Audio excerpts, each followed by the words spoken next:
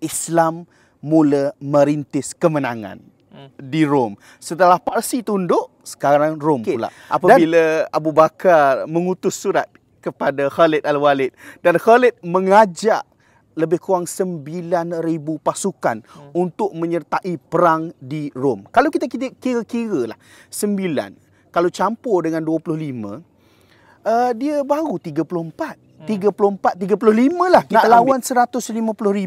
Ini bukan main-main. Betul. Peperangan ni soal nyawa. Kalau ikut pada logik kita perang ni, banyak tau logik. Banyak. Itu logik kita. Betul.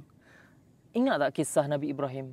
Betul, ya. Okey, logik pada api ni membakar betul. Membakar, betul? Adakah api itu membakar Ibrahim? Tidak. Kalau nak ikut logik. Okey, kita tanya pula.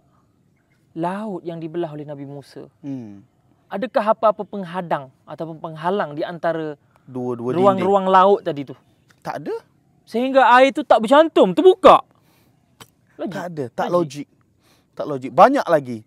Unta keluar daripada batu. Benda tak logik semua tu. Betul. Itu ikut logik kita. Logik kita. Itu ikut logik kita. Kalau logik Allah Subhanahu Wa Taala, tak ada penghalang pun. Logik Allah, innama amruhu idza arada syai'an an yaqula lahu kun fayakun.